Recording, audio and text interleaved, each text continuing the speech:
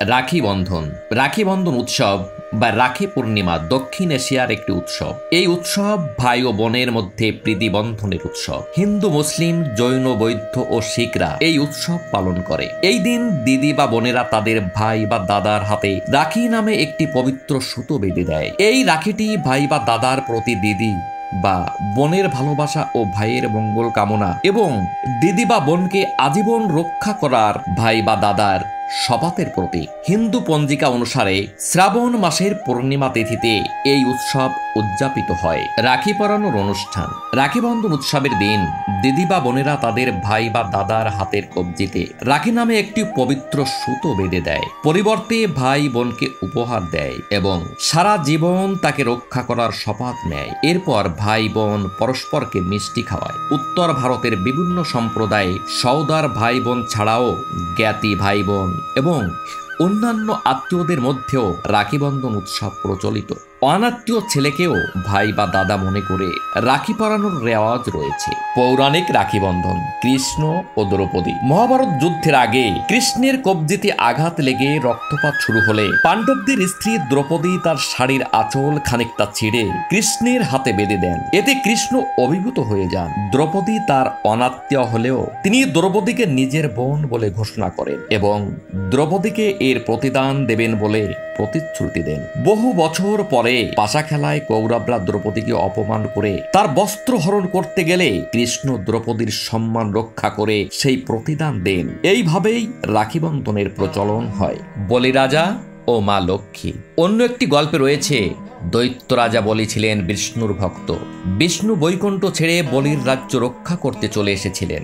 বিষ্ণুর স্ত্রী লক্ষ্মী স্বামীকে ফিরে পাওয়ার জন্য এক সাধারণ মেয়ের ছদ্মবেশে বলিরাজের কাছে আসেন। লক্ষ্মী বলিকে বলেন তার স্বামী নিরুদ্দেশ, যতদিন না স্বামী ফিরে আসেন ততদিন যেন বলি তাকে আশ্রয় দেন। বলিরাজা ছদ্মবেশী লক্ষ্মীকে আশ্রয় দিতে রাজি হন। শ্রাবণ পূর্ণিমা উৎসবে লক্ষ্মী বলিরাজার হাতে একটি রাখি বেঁধে দেন। বলিরাজা এর কারণ জিজ্ঞাসা করলে লক্ষ্মী আত্মপরিচয় দিয়ে সব কথা খুলে বলেন। এতে বলিরাজা মুগ্ধ হয়ে বিষ্ণুকে বৈকুণ্ঠে ফিরে যেতে অনুরোধ করেন। বলিরাজা বিষ্ণু ও লক্ষ্মীর জন্য সর্বস্ব ত্যাগ করেন। সেই থেকে শ্রাবণ পূর্ণিমা তিথিতে বোনেরা রাখি বন্ধন হিসাবে পালন করে। ঐতিহাসিক রাখি বন্ধন। রবীন্দ্রনাথ ঠাকুর ও রাখি বন্ধন। 1905 সালে বঙ্গভঙ্গ প্রতিরোধ করার জন্য রবীন্দ্রনাথ ঠাকুর রাখি বন্ধন উৎসব পালন করেছিলেন। তিনি কলকাতা, ঢাকা ও সিলেট থেকে হাজার হাজার হিন্দু ও মুসলিম ভাই ও বোনকে আহ্বান করেছিলেন একতার প্রতীক হিসাবে রাখি বন্ধন উৎসব পালন করার জন্য। সেই সময় দেশে ধর্মীয় অসহিংসতা চরম পর্যায়ে ছিল। আমরা আজ 30শে আগস্ট 2023 সালে রাখি বন্ধন উৎসব পালন করছি, কিন্তু 100 বছরেরও বেশি সময় আগে হিন্দু ও মুসলিম এই দুই সম্প্রদায়ের মধ্যে একতা আনার জন্য রাখি বন্ধন উৎসব পালন করা হয়েছিল। 19 শতকে আমাদের বাংলায় জাতীয়তাবাদী আন্দোলন চরম পর্যায়ে ছিল, যা ছিল ব্রিটিশ সাম্রাজ্যের কাছে অপরিমিত ভয়ের কারণ।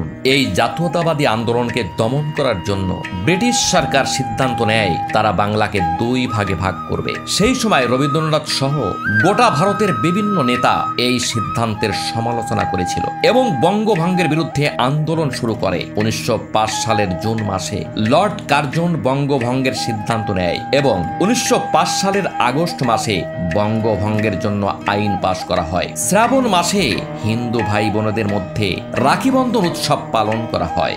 রবীন্দ্রনাথ ঠাকুর হিন্দু মুসলিমদের মধ্যে ভ্রাতৃত্ববোধ জাগিয়ে তোলা এবং ব্রিটিশদের বঙ্গভঙ্গের বিরুদ্ধে প্রতিরোধ গড়ে তোলার জন্য সবাইকে রাখি বন্ধন উৎসব পালন করার জন্য আহ্বান করেন। বন্ধুরা, কেমন লাগলো ভিডিওটি ভালো লাগলে অবশ্যই চ্যানেলটিকে সাবস্ক্রাইব করে বন্ধুদের মাঝে শেয়ার করতে ভুলবেন না, আর একটি লাইক অবশ্যই করে দেবেন। ভালো থাকবেন সবাই, দেখা হচ্ছে আগামী ভিডিওতে।